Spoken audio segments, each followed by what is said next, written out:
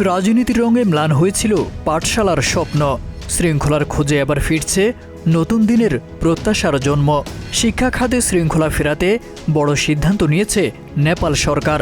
নেপাল নিউজের এক প্রতিবেদনে বলা হয়েছে, আগামী ৬০ দিনের মধ্যে স্কুল বিশ্ববিদ্যালয় থেকে রাজনৈতিক দল সমর্থিত ছাত্র সংগঠনগুলো ভেঙে দেওয়ার ঘোষণা দেওয়া হয়েছে। এই পদক্ষেপটি সরকারের ১০০ দফা শাসন সংস্কার কর্মসূচির অংশ, যার মূল লক্ষ্য শিক্ষা ব্যবস্থার মান উন্নয়ন।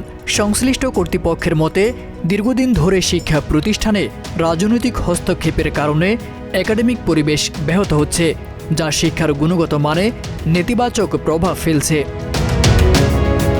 পরিকল্পনা অনুযায়ী নির্ধারিত সময়ের মধ্যে দলীয় ছাত্র সংগঠনের কার্যক্রম সরিয়ে ফেলা হবে।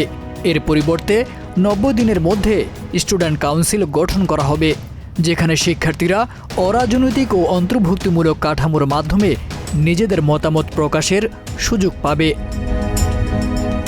তারেক আজিজ খান, প্রজন্ম ২৪।